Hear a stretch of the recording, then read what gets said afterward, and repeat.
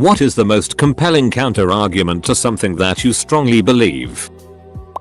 I strongly believe in democracy and that everyone should have some real political influence. However, like someone said, the best argument against democracy is a 5-minute conversation with the average voter, and so I also think that a majority of people believe some pretty silly things and just don't look at issues candidates in a rational way. Edit. I had previously quoted Winston Churchill, but a few commenters below note there doesn't seem to be any evidence he actually said this. I believe there is no such thing as objectively bad taste in music. Best counter argument, Brockenside. I think smoking weed should be legal, but more teens will smoke. Teenagers who smoke marijuana daily are over 60% less likely to complete high school than those who never use. They're also 60% less likely to graduate college and 7 times more likely to attempt suicide. Source. Another source. Marijuana may hurt the developing teen brain. Regular cannabis use during the teenage and young adult years is associated with poorer cognitive function, verbal memory, processing speed, cognitive inhibition, sustained attention. Krista Lisdell, director of the Brain Imaging and Neuropsychology Lab at the University of Wisconsin at Milwaukee. Source. Heavy marijuana use causes poor memory and abnormal brain structure. Source. Marijuana use is associated with impaired sleep quality. Source. Cannabis during pregnancy endangers fetal brain development. Study shows that consumption of cannabis during pregnancy can derail how nerve cells form connections, potentially limiting the amount of information the affected brain can process, and with long-lasting effects after birth. Source. Smoking cannabis can shrink the size and shape of sperm. Source. The largest study of the effects of the main ingredient of cannabis has shown definitively that it can cause short-term paranoia. The Oxford-led research also, for the first time, identifies psychological factors that can lead to feelings of paranoia in people who take cannabis. Source. Marijuana has some addictive qualities. Study finds that 40% of those in an outpatient treatment program for pot use exhibited withdrawal symptoms, some a hallmark of drug dependence. Source. Smoking cannabis doesn't make you more creative. Cannabis with a high concentration of THC does not improve creativity. Smokers who ingested a low dose of THC, or none at all, they were given a placebo, performed best in the thinking tasks that the test candidates had to carry out. Source. I believe in democracy but really hate the fact that so many stupid duckers out there have just as much say in how the country is run as I have. How about an entrance exam to show that you at least understand the issues? Edit. Thanks for the gold, stranger. Does this mean I have to vote for you in future? Edit 2. Has. More than have. Trust Reddit to improve one's grammar.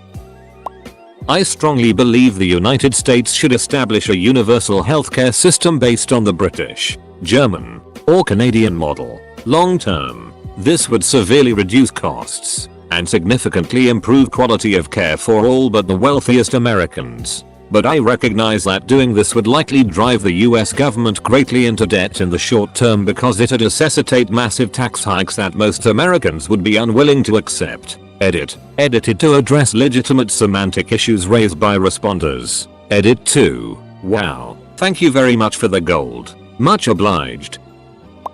I'm a strong advocate against gun control, and I suppose the best argument that I can't really debate against is the fact that school shootings would happen less. Good question, OP. I'll actually upvote you. Edit. Jesus H. Christ, I made both the anti-gunners and the pro-gunners dislike me. I strongly believe that there is good in everyone. The compelling counter-argument is all the hate, murder, injustice, rape, etc. that exists in our world. I believe that affirmative action is inherently racist and aggravates racial tensions. I think all applications for colleges should withhold the name, race, and gender of the applicant, and financial aid should be considered separately. The counter-argument being that even with a blind system, statistics indicate that bias would still enter the system in some form and make it harder for black people to get into college. Also, some college essays, the applicant would find it useful to discuss hardships they faced as a member of a minority. Edit. I'm looking back on this comment a few months later and I want to make something clear. I'm very grateful for the discussions I've had with other users on this subject. It was good, I feel. to get some other perspectives on a subject that I'd only relied on my own personal experience to develop an opinion for. So if this was our change Emma view, you'd all get deltas. As it stands, I want to say that after reconsidering my thoughts and those of others, I think that affirmative action is the hero we need at the moment, but not the hero we deserve. Hopefully one day we can develop a perfect system for distributing aid and considering acceptance into college. But for now, this is the one we have to work with. This is by far one of the best and most well-written threads I have ever seen on Reddit. Good job.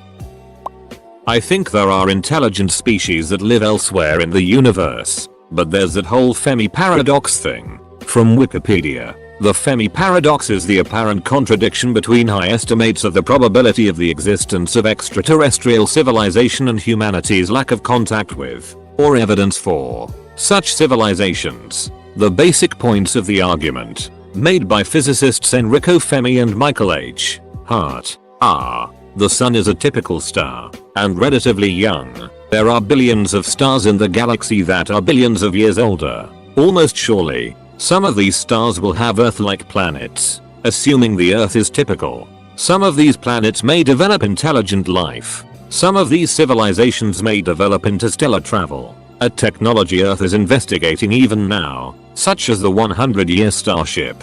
Even at the slow pace of currently envisioned interstellar travel, the galaxy can be completely colonized in a few tens of millions of years. According to this line of thinking, the Earth should already have been colonized, or at least visited, but no convincing evidence of this exists. Furthermore, no confirmed signs of intelligence, see empirical resolution attempts, elsewhere have yet been spotted in our galaxy or, to the extent it would be detectable, elsewhere in the observable universe. Hence Fermi's question, where is everybody? I believe that copyright terms should be much shorter, about 10-20 years. The counter-argument is that if you create something you own it. I firmly believe abortion should be legal, but I would kind of feel bad about it considering it really is a living person, although I feel less bad because it would ruin my life to have a baby right now. I am firmly of the opinion that astrology is BS, and it really annoys me that I am a typical Cancerian. I regularly eat meat and defend meat eating, but I think there is something to the moral argument against it. We can almost universally agree that it is wrong to torture or mistreat animals, but most, myself included, have no issue eating a burger. If we realize that there is some moral status granted to an abused animal, it seems reasonable that we should attach some moral status to the animal that we choose to kill for our own gustatorial pleasure. But, bacon.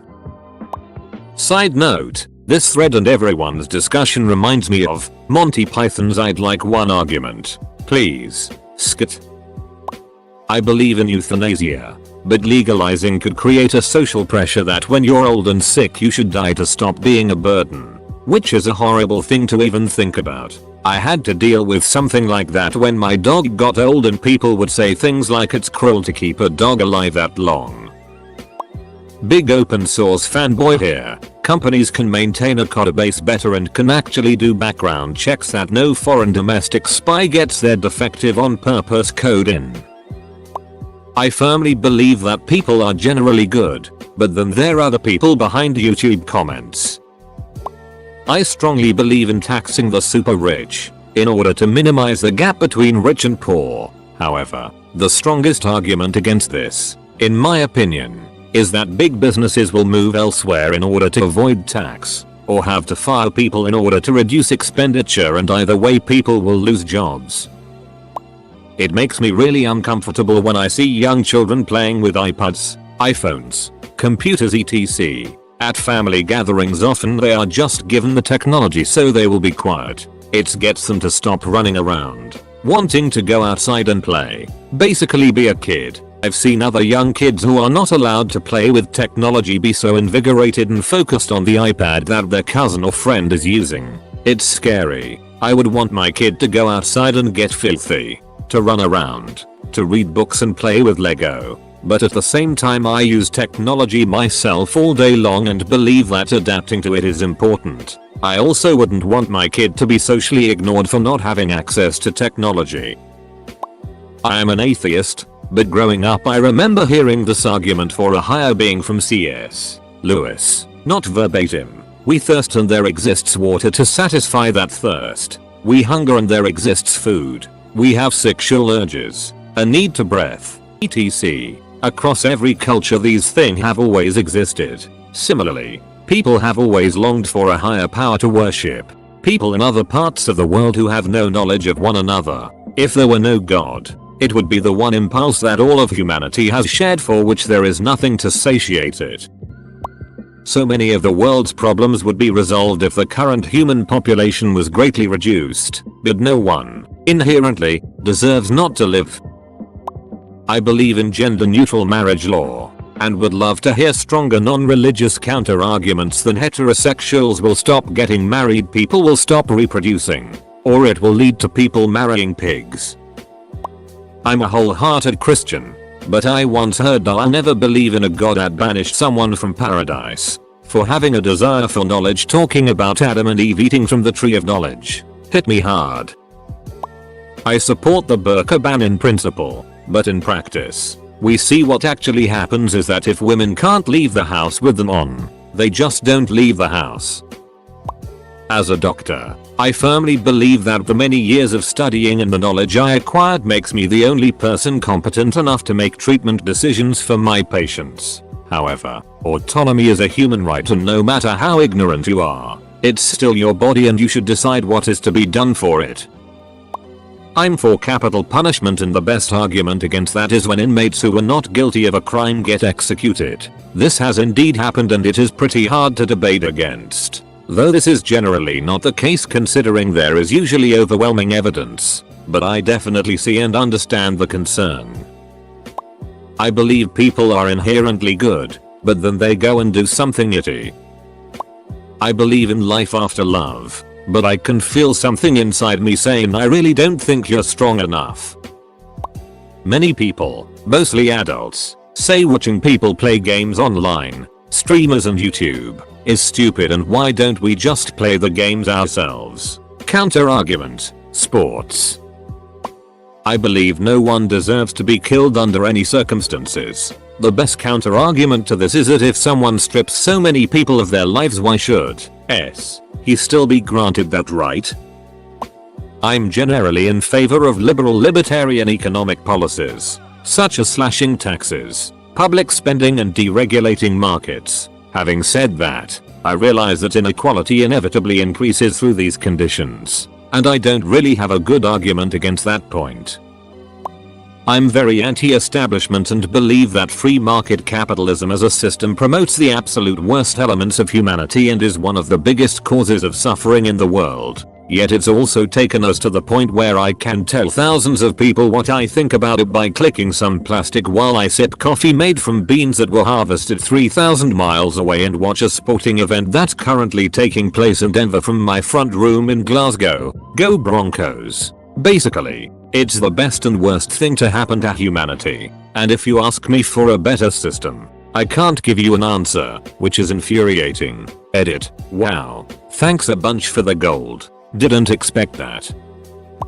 I'm a strong believer in secularism and I want laws not to have any religious consideration, and where all citizens obey the same set of laws. But coming from a country which is 80% Catholic, 5% Islamic, 12% Protestant, and a 2% bloc voting Unitarian sect, where most civil laws here are heavily influenced by religious norms and where Muslims are covered by a different set of family laws, I feel secularism is a losing cause in my country. Oddly enough, the greatest argument I recognize against secularist non-discriminating laws is that each person should be given the right to be ruled by a set of laws of his or her choosing. If my country suddenly implements different sets of laws for different beliefs, like how it was in the former Ottoman Empire with its system of millets or confessional communities, then I'll gladly accept it, as long as there will be a non-religious millet community which laws would afford me and my secularist fellows the greatest civil and social liberties.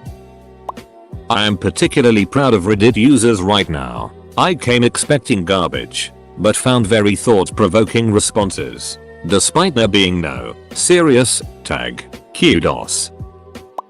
I strongly believe that an independent central bank is a necessity in any modern society. A good counter-argument would be to say that decisions that have such a massive effect on our economy should be subject to some type of checks and balances. The Fed's power could result in an abuse and or mismanagement of the institution if the wrong person was made chairman. I'm a libertarian. I believe people should be free to decide what's best for themselves. Then I'll leave my house and deal with you dumb methodicas. I mean, I still believe in freedom. But I get it. I'm a firm believer in tighter gun control in the US. I also know that it's virtually impossible to legislate any effective control at this point. There are so many guns out there that any new legislation isn't going to do a whole lot of good. The only way you would really control guns in the US at this point is if you imposed martial law. Started out by going into everybody's home and taking all the guns. Then tightly controlling who got any new guns that were produced. I don't like to look down on the books other people read. So many out there today hate reading, so I feel like putting down someone for their book choices is almost demoralizing. I would rather have someone read something, even if it is not something I would read, rather than completely avoid books. Enter 50 Shades of Grey. I believe that hip hop is one of the truest art forms in society today. But then again, I read this one comment that said Kanye West, more like Gangage, which is beginning to sway me. I once strongly believed in free market libertarianism leaning a bit toward anarcho-capitalism. But lately I've found evidence from books like Capital in the 21st Century which asks, what's the point of economic prosperity if only a few actually benefit? This has caused me, by implication, to question my view of government and on ethics as well. I believe in equality of the genders. At the same time, I recognize that there are undeniable structural and chemical differences between the male and female brain. I believe that I should have the right to decide when to die, when I'm old and terminally ill. But giving me that right also forces the obligation to make that decision on millions of other people, including huge numbers whose families will pressure them to end their lives for financial reasons. I strongly believe when I'm drunk that I am always right. Best counter-argument. Sober self. I am an atheist, but the central theme of the story Life of Pi goes something like this. You can choose a scary and unpleasant reality, or believe a comforting story. Me, I prefer scary and uncomfortable reality, but it's really easy to see why so many people believe the comforting story, especially if they have had a hard life. I'm somewhat of a liberal that believes the government should provide free healthcare, free birth control, public, free, universities, etc. Yet I'm aware of the fact that the more a government provides for you, the more power it has over you, which just does not sit well with me. I don't believe in organized religion because I think there is a complete lack of evidence. However, I believe in science, and most scientific claims, though I haven't actually seen the experiments in first person or gone through the data. Belief that America is dumb and backward because they don't use the metric system. Argument: there are two types of country in the world, those that have been to the moon and those that have not. Ethically motivated vegetarian here. Best argument that vegetarianism isn't natural for humans is that we have enzymes devoted specifically for digesting meat. This evolved trait indicates we are probably natural meat eaters. Could be a vestigial trait, but I doubt it. I'm a person with faith in a creator, which isn't a popular opinion on Reddit, and scientific facts are a constant challenge to my belief system. I've had to ultimately conclude that science is a study of the natural world, and faith is the study of the supernatural world. It's no worse than believing in fringe science and 9/11 conspiracy nonsense, and it's far better than believing anti-vaccination bullet. Bring on the haters. I believe strongly that people should be informed as possible and weigh that info within their hearts and minds. But I also know that in the information age, information itself becomes a weapon, a mode of manipulation and deflection and circular argument. Sometimes knowing more just muddied the water. The overall behavior of pharmaceutical companies does make it really hard sometimes to convincingly defend vaccines from the anti-vaccine crazies. Zwart Pete. is a normal tradition in the Netherlands that has nothing to do with racism. But I'm positive we're alone in this in the world's eyes. It's a conflict of symbolism. I look at Zwart Piet and I don't see a racial stereotype. I see a holiday character, like Elf Santa for Christmas. I don't see why I have to accept other people's interpretation that it's an incredibly offensive racial stereotype. That sounds awful. Why would I do that? Why don't you guys take our interpretation and instead of trying to censor a negative symbol, we turn it into a positive symbol? I strongly believe that racism would disappear if we simply paid no mind to the ethnicity or origins of others. In other words, simply be blind to it like we are to eye or hair color. But I also understand that many aren't ready for such thought or action and it would cause harm if done at this time. I believe affirmative action is morally reprehensible, as it grants those of one race precedence over another. However, I realize that African Americans are at a clear disadvantage, and that affirmative action may be the only way to really solve that problem. Oh yeah? Well, duck you. I've never met a person that said that and thought they lost the argument. I am extremely pro-choice. I don't believe abortion is murder. I also don't believe it's my choice to decide what's right for every other female on the planet. However, the best counter-argument said to me, when I used to concern myself with politics, was, if abortion isn't murder, why is it that when a pregnant woman is murdered, it's considered a double homicide? I believe eggnog milkshakes should be available year-round, not just when it is convenient for McDonald's. There are plenty of times in the middle of July when I'm thinking, damn, I want an eggnog milkshake. Why? McDonald's. Why? A nation divided cannot stand. I think that we should change the way that we think about drugs and drug abuse. Instead of considering individuals who abuse drugs as criminals, we should take an approach similar to Portugal, where we treat addicts like patients that need help instead of criminals that need to be imprisoned, making treatment and rehabilitation a priority. The opposition to this is that drug use would go through the roof. But using Portugal as a case study, it most likely won't if the correct measures and treatment programs are taken. I believe in God. I have my whole life. I just graduated from college with my undergrad in Bible studies. I'm now preparing to start seminary, and the end goal is to someday become a pastor. However, I know full well that the existence of God cannot be proven, and a lot of people's personal beliefs are based on personal, unverifiable experience and faith. I just have no problem with this because I don't believe that faith in God has to be based on little facts. To me, science and religion cannot disagree because they are two entirely different ways of looking at the universe. Science seeks to answer how, religion seeks to answer why, and I'm okay with people not agreeing with my why. I personally cannot stand most Christian apologetics because they are trying to answer science with faith, and they are two totally different things. Most of it is cringe-worthy logic that, no matter how hard they try, begins with the same basis that there is a God. It's circular reasoning.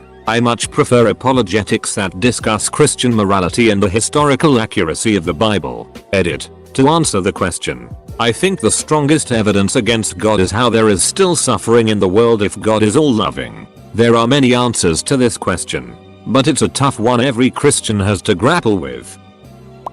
I changed my stance on the death penalty because I believe in the sanctity of life. You believe in the sanctity of one human life. You believe in them all.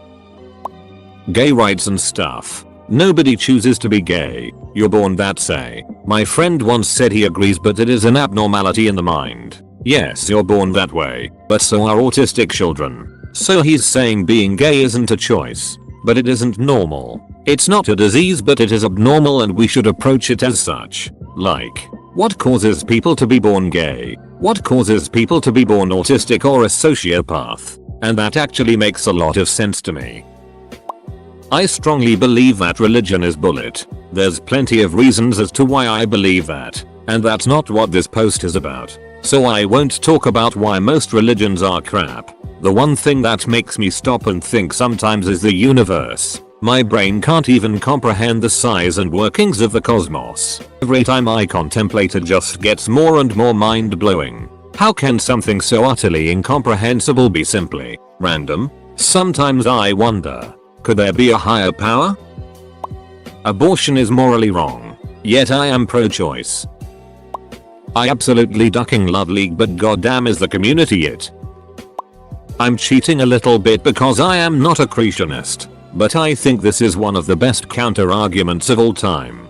During the Scopes monkey trial, a 1920s trial determining whether evolution is acceptable subject matter in public schools, Clarence Darrow argued with William Jennings Bryan. Like most people at the time, especially in the South, Bryan believed that the Bible should be understood literally as it is written. He believed in Genesis, the idea that God created the earth in 7 days. He cited a theologian who calculated that, in the biblical context, the earth is around 6,000 years old. Clarence Darrow responded by determining that a 24-hour day is measured by the rising and setting of the sun, for originally there was no sun. It is possible that Genesis-era days were not a standard 24 hours. It is therefore possible that God's 7 days were an indeterminate amount of time. Perhaps 25 hours, hundreds of years, or even millions and billions of years. This disproves that the factual basis for believing, as a matter of fact, that the earth is definitively 6,000 years old. It also implies that within this time, Darwinian evolution could have happened. TLDR. The earth is not definitely 6,000 years old, even in the context of Genesis, because the sun is necessary to determine 24 days. At one point, there was no sun, so God's 7 days could have been an indeterminate amount of time. Perhaps billions of years. Edit. Wording. The average economist is a moderate Democrat, so then what's my excuse for being so libertarian when so few of the experts aren't?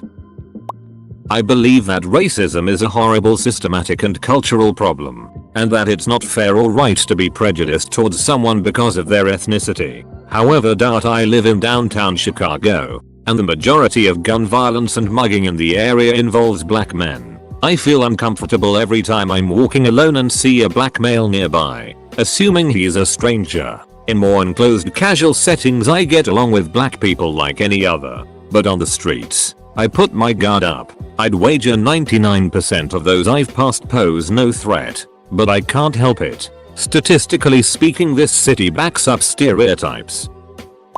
This is one of the best threads I've read on Reddit.